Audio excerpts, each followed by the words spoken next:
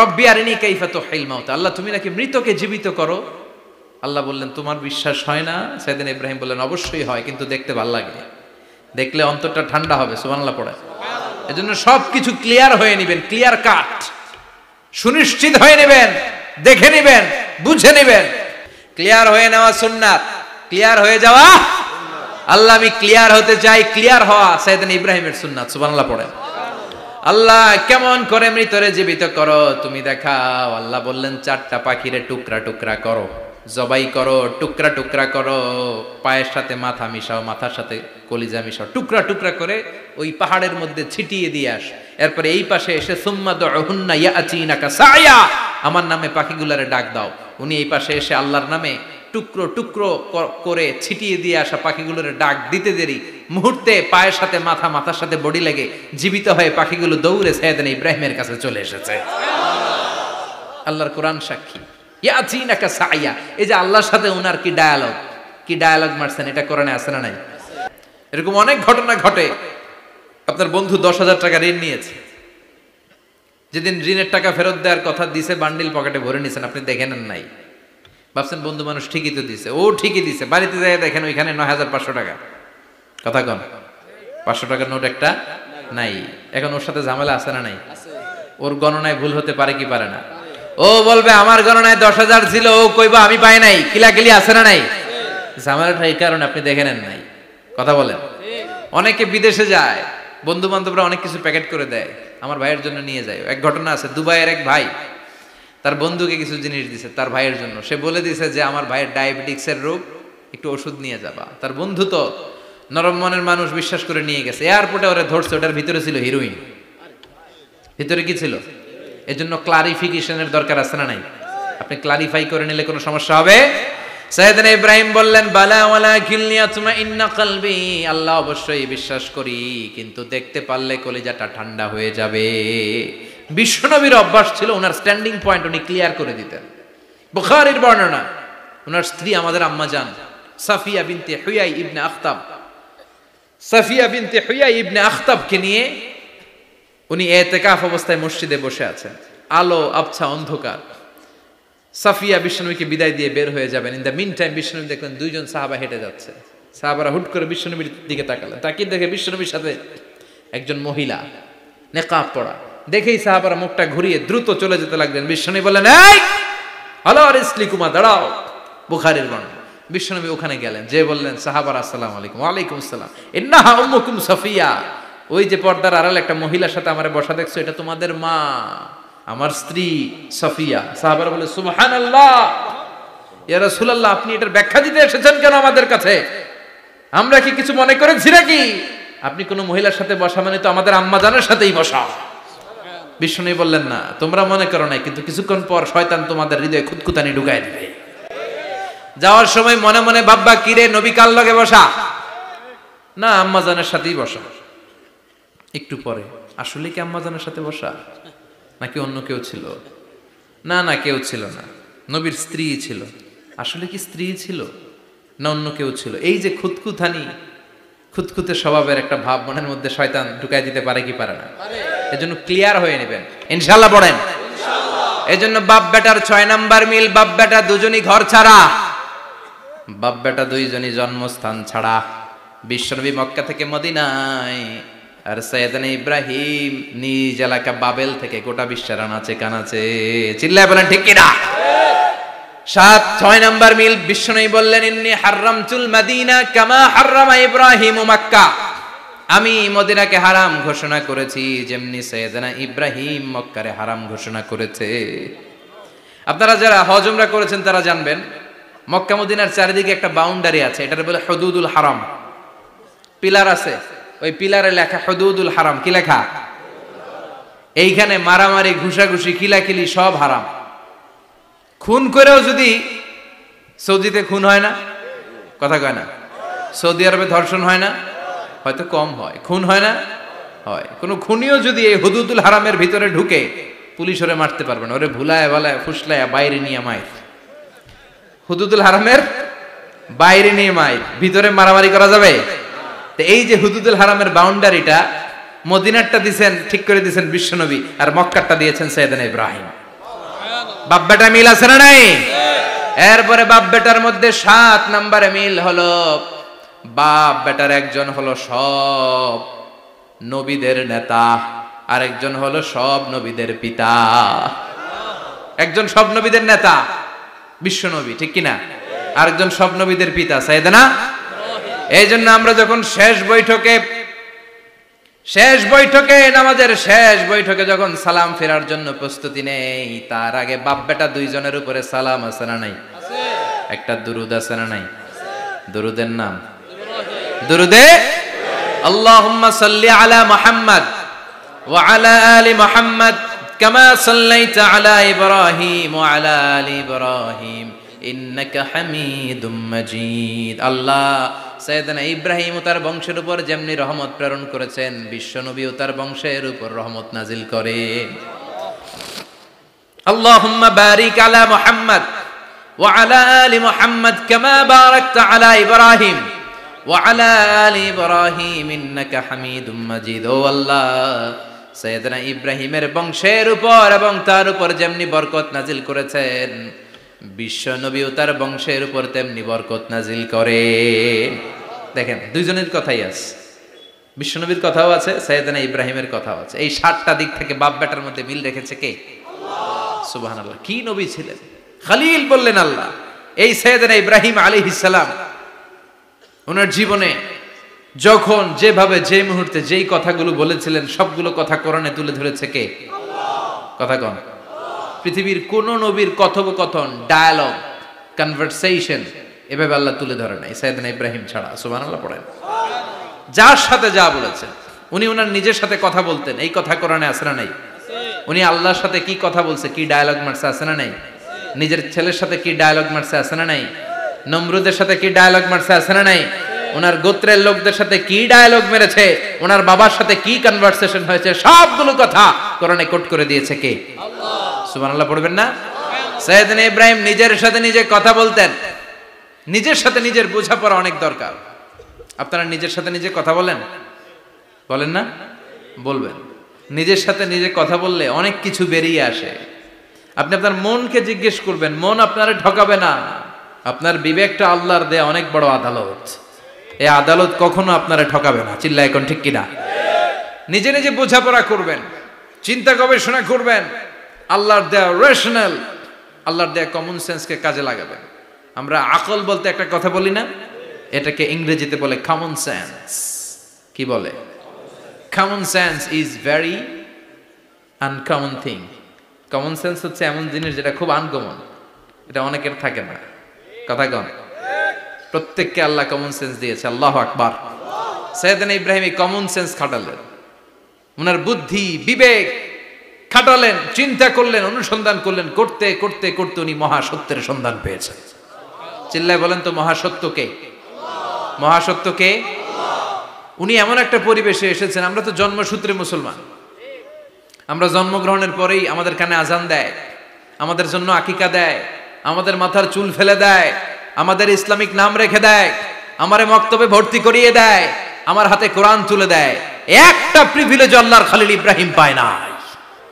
নিজে বুঝে, নিজের মনের সাথে লড়াই করে, যুদ্ধ করে, গোত্রের লোকদের বিরুদ্ধে যুদ্ধ করে, প্রচলিত সমাজ ব্যবস্থার বিরুদ্ধে জিহাদ ঘোষণা করে তিনি ইসলাম প্রতিষ্ঠা করেছে। আর উদার গিরির কাজ করা লাগবে পাশ।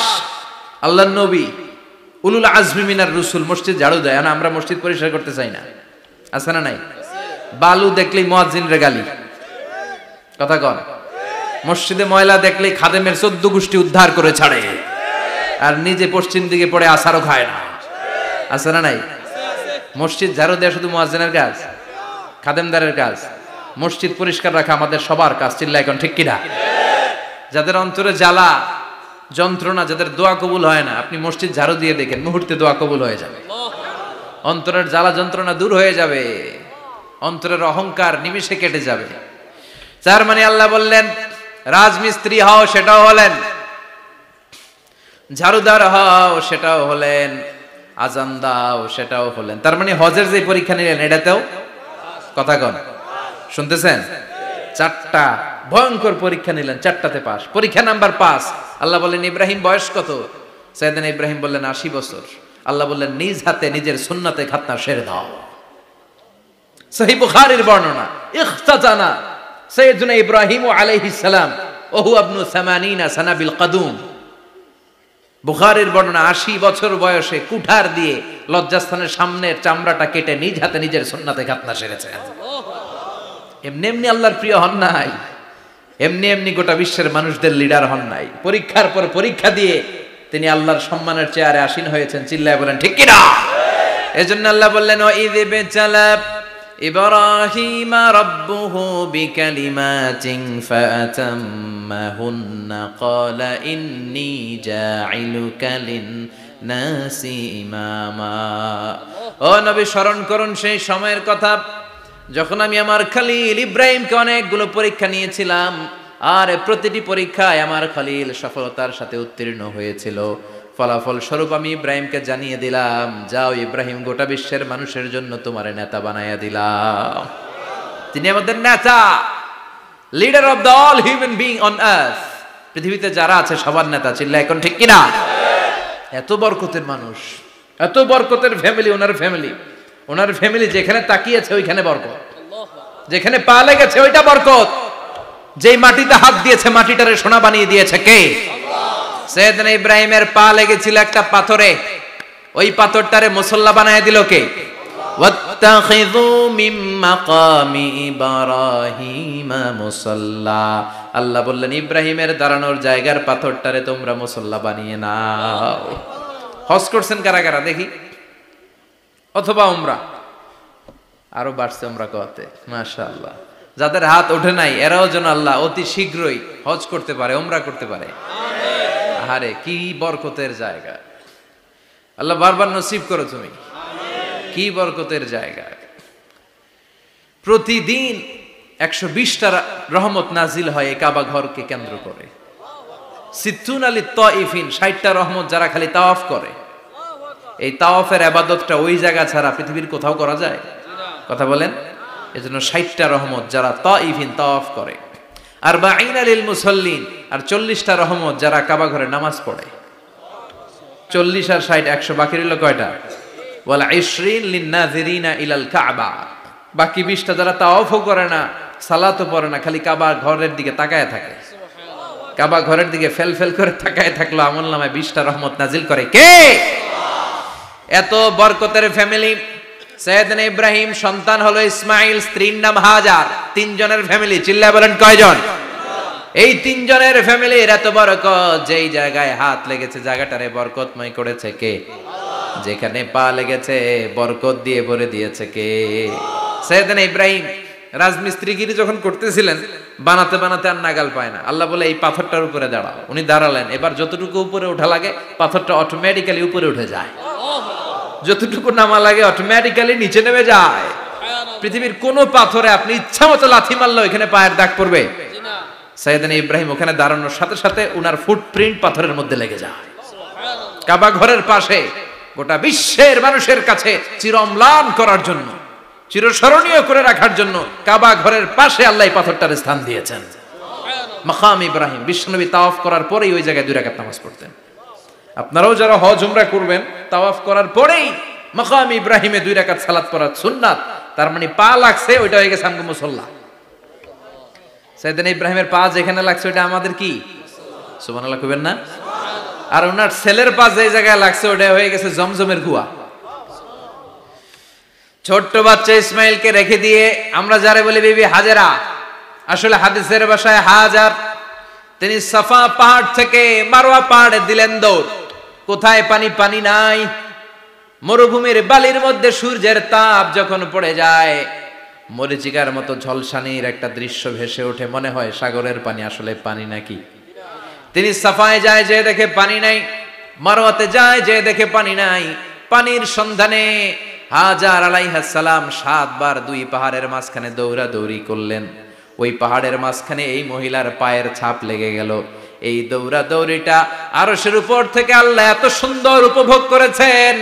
আল্লাহর কাছে এই মহিলার দৌড়াদৌড়িটা এত ভালো লেগেছে, কিয়ামত পর্যন্ত সব হাজীদের জন্য এই জায়গায় দৌড়াদৌড়িটা আল্লাহ ওয়াজিব করে দিয়েছে। এই জায়গায় দৌড়াদৌড়ি না করলে হজ হবে না। উমরা হবে না।